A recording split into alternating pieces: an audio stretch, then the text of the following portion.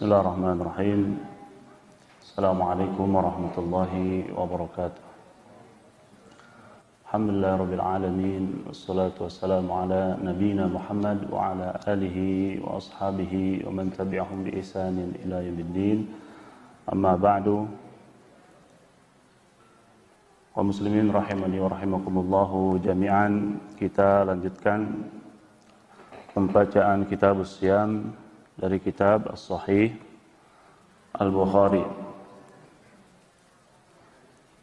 Bab yang kita baca sekarang masih melanjutkan pembahasan sebelumnya, yaitu bab ke-11, bab qaulin Nabi sallallahu alaihi wasallam, "Idza ra'aitumul hilala fasumu wa idza ra'aitumuhu fa'aftiru." Pada kesempatan atau halqah yang sebelumnya kita telah membaca 4 hadis dan sisanya adalah 2 hadis yang insyaallah akan kita sampaikan pada kesempatan kali ini. Qala al-Imam Al-Bukhari rahimahullahu taala, haddatsana Abu Asim an Ibn Jurayd an Yahya bin Abdullah bin Sayfi an Ikrimah bin Abdurrahman an Ummi Salamah radhiyallahu anha anna an-nabiyya sallallahu alaihi wasallam ala min nisaihi syahra falamma madha 29 yawman ghada aw raha faqila lahu innaka halafta alla tadkhula syahra faqala inna syahra yakunu 29 yawman. Wa qala haddatsana Abdul Aziz bin Abdullah qala haddatsana Abdul Aziz bin Abdullah qala haddatsana Sulaiman bin Bilal an Humaid an Anas radhiyallahu anhu qala ala Rasulullah sallallahu alaihi wasallam min nisaihi wa kanat in fakkat rijluhu fa aqama fi mashrabatin 29 lailatan thumma nazala faqalu ya Rasulullah alaita syahra faqala inna syahra yakunu 29. Pada pembahasan yang sebelumnya kita sudah sampaikan bahwa 4 hadis yang sudah dibacakan menegaskan akan perintah atau ajaran Rasulullah sallallahu alaihi wasallam ketika kita mau memulai puasa Ramadan. Ada 2 cara yang diajarkan oleh Rasulullah. Yang pertama yaitu dengan melihat hilal, ru'yatul hilal pada tanggal 29 Sya'ban, yaitu ketika terbenamnya matahari. Apabila kelihatan hilal yang mengikuti terbenamnya matahari, maka ditentukan bulan tersebut adalah 29 hari dan hari berikutnya sudah masuk pada tanggal 1 bulan Ramadan. Sementara yang kedua, kalau bulan tersebut atau hilal tersebut tidak kelihatan, maka Rasulullah SAW memerintahkan kepada kita untuk menyempurnakan hitungan bulan Sya'ban menjadi 30 hari. Inilah yang dipilih oleh jamaahir ulama, mayoritas ulama, bahwa penentuan masuk bulan Ramadan itu adalah dengan melihat hilal, ru'yatul hilal. Tidak hanya dikaitkan dengan wujudul hilal sebagaimana yang dilakukan oleh para ahli hisab, yang mengaitkan dengan wujud al-hilal. Dan ini pun tidak menafikan manfaat ilmu astronomi, bukan masalah salah ilmu astronominya, tapi metode dalam menentukan masuk bulan Ramadan itu Rasulullah menganjurkan kepada kita ru'yatul hilal, bukan dengan ilmu hisab atau ilmu astronomi. Sementara di dalam sholat sudah disampaikan bahwa Rasulullah SAW tidak mengaitkan dengan ru'yat asyams, tidak mengaitkan dengan melihat matahari, tapi mengaitkannya dengan hakikat wujud posisi matahari. Artinya dengan apa saja, sarana apa saja yang bisa mengetahui posisi matahari, ya, baik dengan hisab ataupun ilmu yang lainnya, maka itu bisa dipakai di dalam menentukan sholat. Kemudian pertanyaan selanjutnya, kenapa biasanya antara satu negeri dengan negeri lainnya itu berbeda-beda? Misalkan saja yang sering terjadi antara kita dengan Saudi Arabia, ya, karena ini fokusnya banyak orang yang memperhatikan karena Saudi adalah pusat, ya, pusat negeri Islam yang dianggap sekarang karena tempat haji, umroh dan melakukan ibadah-ibadah. Ya. Padahal kalau dilihat dari letak geografis, Indonesia ada sebelah barat ada sebelah timur, sementara Saudi ada di sebelah barat. Tentunya yang seharusnya duluan itu adalah Indonesia. Nah, seperti yang sudah disampaikan, kalau pergeseran hari, ya, perjalanan matahari itu memang alamiah. Tapi konon menetapkan pergeseran hari itu adalah kebijakan internasional yang disebut dengan IDL, International Deadline, yang berada di Samudra Pasifik dalam bujur 180 derajat. Oleh karena itu, hari itu tetap seperti itu, ya, pergeserannya. Sementara pergeseran bulan ini adalah yajri ala sunnah al-qauniyah, qawanin al-qauniyah. Jadi secara alami dan penentuannya tidak tetap. Terkadang di sebelah timur dulu, terkadang di sebelah barat dulu. Hal ini bisa diketahui karena seperti yang disampaikan ketika terjadi ijtima matahari, bulan dan juga bumi pada misalkan di 29 Sya'ban di sore hari, misalkan jam 5, ya. Maka ketika terbenam matahari di Indonesia misalkan posisi bulan itu baru 0,5 derajat, karena kita ketahui pergeseran bulan itu 1 jamnya adalah 0,5 derajat atau setengah derajat. Nah, sementara di Saudi tersisa waktu 4 jam lagi untuk terbenam matahari. Maka dalam 4 jam itu 4 jam dikali 0,5 berarti berapa? 2 derajat. Artinya 2,5 derajat ketika matahari terbenam di Saudi, posisi bulan sudah 2,5 derajat. Dan ini bagi para penghitung hisab ilmu astronomi sudah imkanur ru'yah, terutama yang dianut oleh pemerintah Indonesia, Filipina, Malaysia, kemudian Singapura dan juga Thailand, petani. Nah, itu penyempurna penjelasan di hadis-hadis yang sebelumnya. Dan sekarang kita masuk dalam pembahasan hadis yang dua yang terakhir. Hadis ini diriwayatkan, yang pertama sebelum terakhir diriwayatkan oleh Ummu Salamah. Ummu Salamah adalah zaujah Rasulullah sallallahu alaihi wasallam, ummul mukminin, istri Rasulullah, Hindun bintu Umayyah al-Makhzumiyah, ya. Beliau minas sabiqin al-awwalin, orang-orang yang diantara orang-orang yang pertama kali masuk Islam, yang qila konon orang yang wanita yang pertama kali hijrah ke Habasyah, dan juga wanita yang pertama kali hijrah ke Madinah, ya. Ya, suaminya bernama Abu Salamah, ya. Dan Abu Salamah ini wafat setelah peperangan Uhud, terkena luka pada tahun 4 Hijriah, beliau wafat, ya.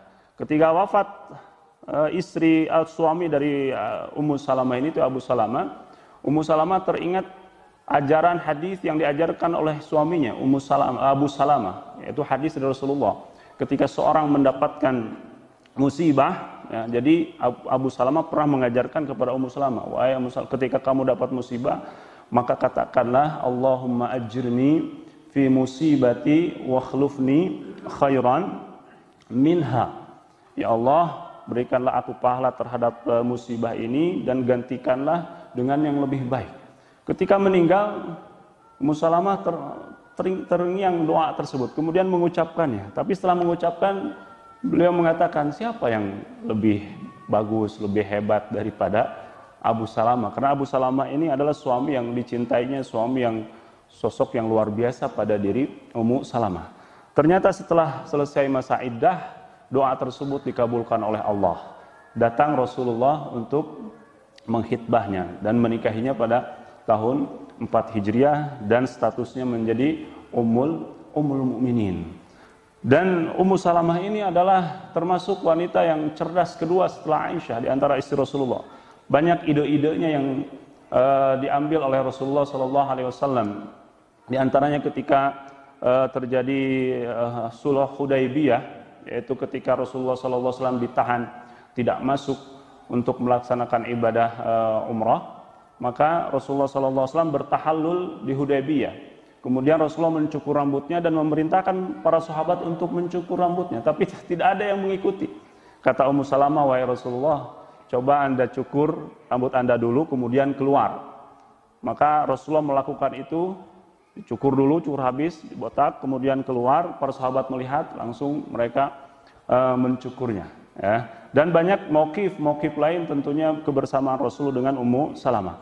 Dan tercatat orang istri Rasulullah kedua paling banyak meriwayatkan hadis setelah Aisyah radhiyallahu taala anha. Kalau Aisyah meriwayatkan sekitar 2210 hadis, beliau meriwayatkan sekitar 378 hadis. Itu sekilas tentang Ummu Salamah. Anna Nabiyya sallallahu alaihi wasallam ala min nisaihi syahran. Isi hadisnya bahwa Nabi sallallahu alaihi wasallam mengila istri-istrinya selama 1 bulan, yaitu 9 istrinya selama 1 bulan. Apa itu mengila? Ala itu dari ala yu'li ila, artinya adalah al-halif, ya, bersumpah. Kalau dalam istilah para fuqaha, para ahli fiqih mengatakan ila itu adalah halifu zaujin yumkinuhu al-wat'u billahi aw bi sifatin min sifatillah ala tarki wat'i zaujatihi min qubuliha abadan aw aktsara min 4 ashhur. Ila itu adalah sumpah seorang suami yang fisiknya sehat, artinya bisa melakukan jima, melakukan jima, kewajiban seorang suami, ya, bersumpah untuk apa? Bersumpahnya dengan nama Allah, wallahi, billahi, tallahi, atau bisifatin min sifati, sumpahnya dengan sifatnya, biizzatillah, wa biqudratillah, wa biilmillah, ya. Apa isi sumpahnya? Bersumpah untuk meninggalkan istrinya, artinya tidak menjimaknya, ya, sebagai ta'diban, untuk melatih, untuk mendidik, ya.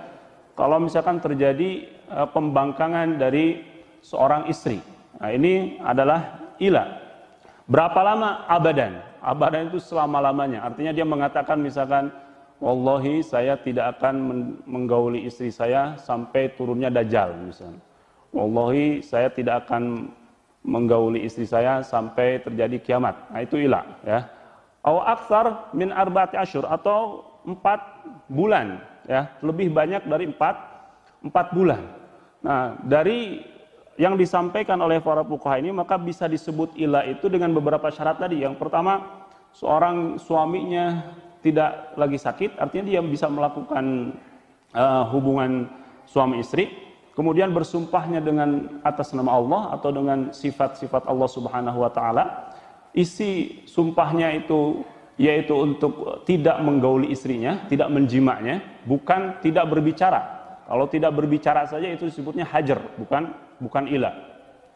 Kemudian waktunya harus lebih banyak, harus lebih dari 4 bulan, ya. Kalau kurang maka masuknya ke dalam ila lughatan, yaitu al-halaf, sumpah biasa, ya. Dan ila ini sudah dilakukan oleh orang-orang Arab sebelum datangnya Islam, tapi dengan batas waktu yang tidak ditentukan. Kemudian datang Islam, karena itu ada sisi bagusnya buat mendidik para istri yang membangkang, ya 2 kali, 3 kali, 4 kali misalkan dinasihati tidak berubah, maka mungkin ini bisa dijadikan solusi. Nah, dengan datangnya Islam itu semuanya diatur. Nah, itu adalah yang disebut dengan ila, sebagaimana firman Allah Subhanahu wa taala, lilladzina yu'luna min nisaihim tarabbasu arba'ata ashhurin, bagi para suami yang mengila istri-istrinya, maka istrinya berhak untuk menunggu 4 bulan. Kalau 4 bulan suaminya belum datang, ya, dia boleh datang kepada hakim. Imma suaminya datang, ya, imma diceraikan dengan cara yang baik. Kemudian anna Nabi sallallahu alaihi wasallam ala min nisa'i syahran, Rasulullah mengila istri-istrinya selama 1 bulan. Nah, di sini ada iskal. Dikatakan oleh para fuqaha tadi yang namanya ila itu harus lebih dari 4 bulan. Sementara Rasulullah di sini mengilanya 1 bulan saja. Nah, maka dijelaskan bahwa ila di sini lughawi, artinya adalah halaf, sumpah biasa yang Rasulullah sallallahu alaihi wasallam berjanji tidak mendatangi istrinya selama 1 bulan. Nah, kalau ini tidak dikatakan ila, berarti dikatakan hajar. Nah, kalau dikatakan hajar ini lebih dari 1 bulan. Sementara Rasulullah mengizinkan menghajar itu tidak berbicara kepada sesama itu 3 hari saja. Maka sebagian ulama, ya, menggali hikmahnya bahwa istri Rasulullah ketika itu 9. Berarti kalau 9 kali 3 berapa? 27. Duanya adalah untuk Maryah Qibtiyah, yaitu hamba sahayanya Rasulullah sallallahu alaihi wasallam. Sementara penyebab kenapa Rasulullah sallallahu alaihi wasallam mengila atau menjauhi istrinya, menghajar istrinya selama istri-istrinya selama 1 bulan, ini kisahnya sangat panjang sekali dalam riwayat Aisyah, Ibnu Abbas, dan juga Umar Ibn Khattab dalam riwayat Muslim. Yaitu ketika Umar bin Khattab menceritakan bahwa saya ini punya tetangga. Ya, tetangga saya itu selalu bergantian untuk datang kepada Rasulullah SAW untuk bertemu Rasulullah, mendengar ayat yang turun, mendengar hadis-hadis yang disampaikan oleh Rasulullah. Karena kami mempunyai kesibukan, kata Umar, terkadang saya ke ladang hari ini, teman saya pergi kepada Rasulullah. Hari berikutnya saya datang kepada Rasulullah, ya, teman saya pergi ke ladang. Kemudian setelah bertemu di rumah, di malam hari menyampaikan ilmu tersebut. Dan inilah yang perlu kita contoh, ya. Sesibuk apapun kita, maka sempatkanlah kita untuk mencari ilmu, terutama dalam masa-masa modern sekarang tentunya lebih mudah lagi untuk mencari ilmu. Kemudian pada suatu malam Isya, datanglah tetangga saya itu, tok pintu. Ya Umar, syarrun, au amrun azim, wahai Umar, terjadi perkara yang sangat besar sekali. Kata Umar, Ja'anal Ghassan, kata Umar, telah menyerang kepada kita suatu kaum Ghassan, karena ketika itu di Madinah itu lagi mendengar bahwa ada satu kaum yang akan menyerang Madinah, yaitu suku Al-Ghassan. Kata tetangganya Umar itu, bal a'dham min dzalik, perkaranya lebih besar. Kenapa? Rasulullah SAW telah menceraikan istri-istrinya. Jadi ketika kabar itu menyebar, para sahabat semuanya menangis, berkumpul di masjid, ya. Bukan menangis karena para istrinya yang diceraikan, tapi menangis karena melihat Rasulullah SAW bersedih. Begitupun Umar, ketika mendengar kabar itu, beliau langsung bergegas, ya, dalam kondisi yang tidak karuan, ya, karena kekasihnya dalam kondisi yang tidak baik. Kemudian datang kepada istri-istri Rasulullah SAW. Dan kita ketahui bahwa Umar itu adalah orang yang keras sekali, ya. Beliau marah kepada istri-istrinya, terutama kepada Hafsah, wahai Hafsah, gitu kan? Apa yang kalian lakukan ini kepada Rasulullah SAW? Tidaklah kalian takut akan azab Allah dan Rasulnya? Akan azab Allah karena kalian telah menyakiti Rasulullah SAW? Maka semuanya berdiam, hanya Ummu Salamah saja yang menjawab. Ummu Salamah mengatakan, wahai Umar, ma min syai'in illa dakhalta fihi, wahai Umar, kamu itu selalu ikut-ikutan dalam segala urusan keluarga kami, gitu. Kemudian Umar mendatangi Rasulullah SAW, kemudian meminta izin kepada penjaga khadim Rasulullah, yaitu Rabah, agar bisa masuk dan bertemu. Tapi 3 kali minta izin Umar tidak diizinkannya. Lalu keempat kalinya baru Umar dipersilahkan untuk masuk pada Rasulullah SAW. Disebutkan dalam hadis ini fi masyrubah. Masyrubah itu kamar kecil tempat Rasulullah SAW dekat masjid yang memakai tangga agak tinggi sedikit.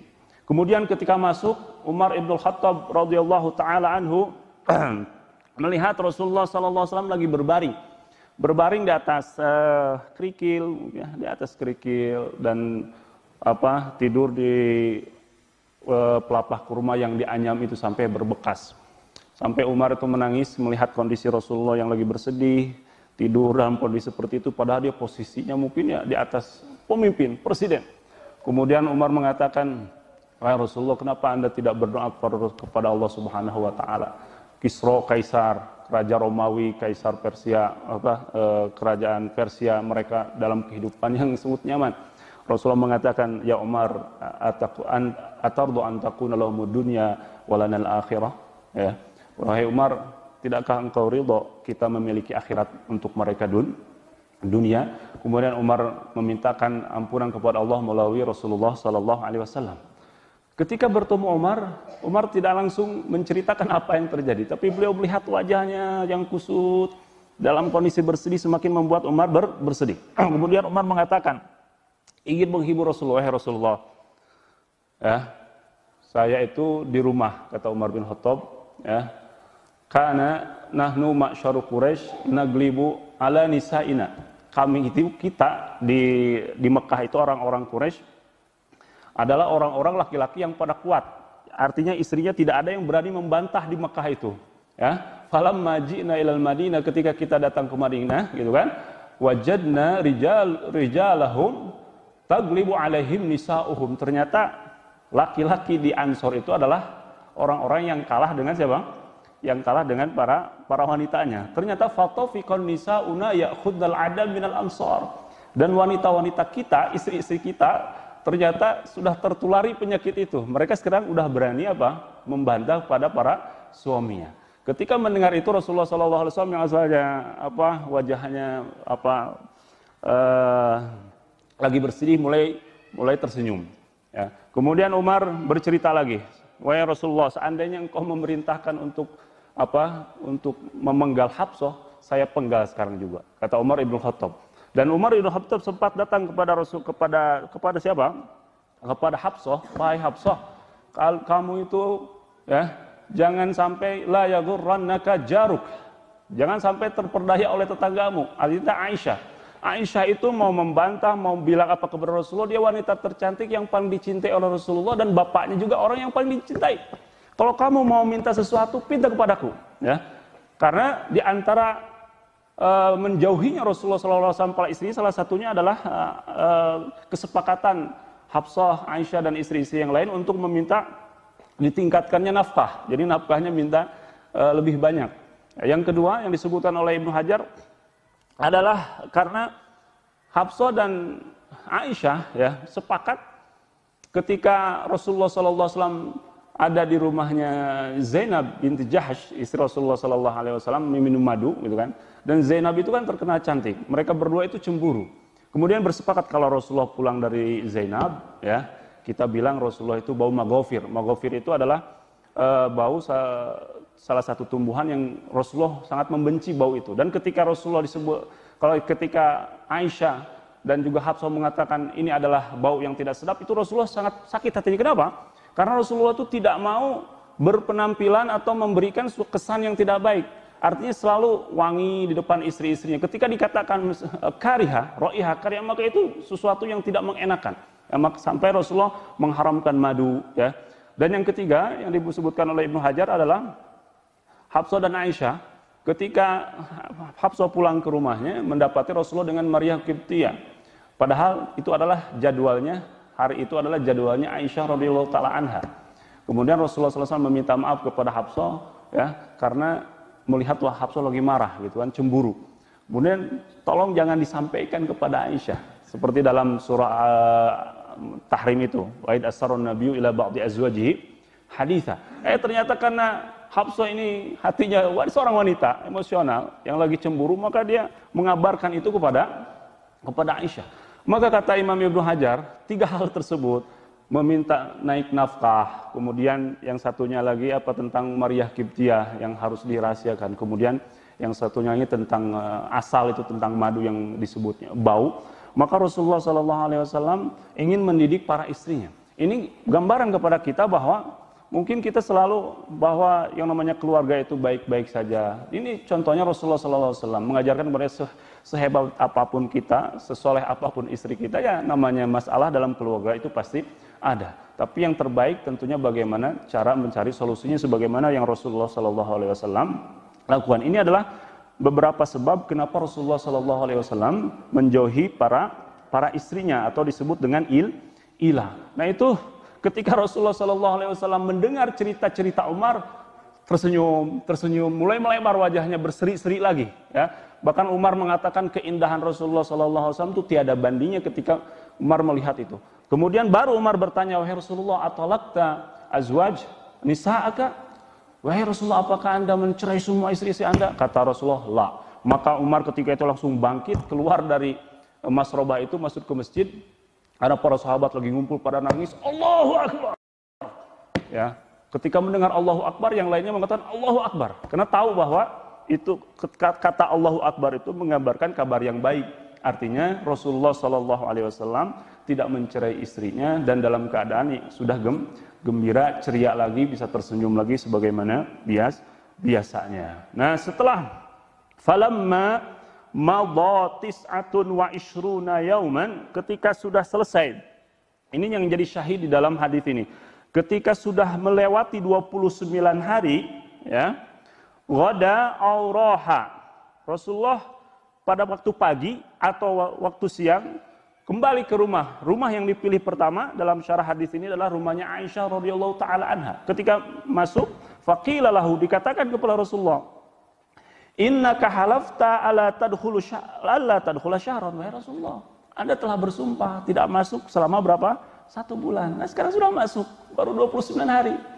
Nah, faqala Rasulullah mengatakan, inna syahra yakunu tis'atan wa ishrina yauman. Wahai Aisyah, bulan ini yang seperti sudah disampaikan yang lalu bahwa asy-syahra di sini alnya adz-dzihni yang disebutkan oleh Imam Al-Qurtubi menunjukkan bulan yang ketika dialami oleh Rasulullah dan para istrinya. Bulan ini 29 hari. Artinya hadis ini syahidnya menguatkan bahwa bulan itu terkadang 29 dan kalau misalkan tidak kelihatan hilalnya maka disempurnakan menjadi 30 hari. Kemudian hadis yang kedua diriwayatkan oleh Anas ibn Malik, masyhur sahabat mulia, khadim Rasulullah sallallahu alaihi wasallam, pelayannya Rasulullah sallallahu alaihi wasallam yang semenjak usianya 10 tahun sudah dikirim oleh ibunya kepada Rasulullah untuk membantu Rasulullah sallallahu alaihi wasallam, ya. Dan Anas ini orang yang dekat dengan Rasulullah selama 10 tahun, maka tidak aneh kalau riwayat hadisnya termasuk riwayat yang lumayan banyak. Ya, ketiga terbanyak sahabat yang meriwayatkan hadis, yaitu 2.286 hadis, ya. Dan berkat khidbahnya, pelayanannya kepada Rasulullah SAW, beliau mendapatkan doa dari Rasulullah, ya, diperbanyak hartanya, diperpanjang umurnya, dan juga diperbanyak anaknya. Ya, tercatat lebih 100 ketika beliau wafat pada tahun 93 Hijriah, artinya usianya 103 tahun. Sahabat panjang usianya dan termasuk sahabat yang paling akhir meninggal di kota Basrah. Ya, beliau ini mempunyai lebih dari 100 anak. 100 anak itu anak asli, belum dihitung cucunya. Masya Allah, ya. Mudah-mudahan kita dianugerahi anak yang banyak sehingga kita dibanggakan oleh Rasulullah SAW, anak-anak banyak dan salihah. Nah, ini Anas. Isi hadisnya, wa kanat infaqat rijluhu. Kaki Rasulullah itu memar, terluka. Nah, ini hadis ini juga berkaitan dengan ketika Rasulullah SAW menjadi imam duduk, ya, masih dalam hadis anak, imam duduk karena lagi sakit, ya, selama 29 hari itu lagi dalam kondisi sakit. Kemudian mengimami dalam kondisi duduk. Kemudian para sahabat sholatnya berdiri, kata Rasulullah SAW, kalian duduk karena imam itu dijadikan apa? Dijadikan imam untuk diikuti. Kemudian fa'aqama fi masyrabatin tis'atan wa ishrina lailatan. Rasulullah SAW berdiam diri di masyrabah. Yang sudah disampaikan, masyrabah itu tempat atau kamar yang dekat masjid Rasulullah SAW selama 29 malam. Thumma nazala, kemudian turun. Kenapa dikatakan turun? Karena ada tangganya. Masyrabah itu kamar yang naiknya harus pakai tangga. Kalau kita mah loteng ya. Faqalu ya Rasulullah, wahai Rasulullah, alaita syahran. Ini penjelasan masih berkaitan dengan hadis yang awal. Engkau telah mengilah kami itu selama 1 bulan. Sekarang sudah datang. Faqala inna syahra yakunu tis'atan wa ishrin. Sesungguhnya bulan ini itu jumlahnya 29 hari. Masih menjelaskan tentang bahwa bulan itu terkadang 29 hari ketika kelihatan hilal.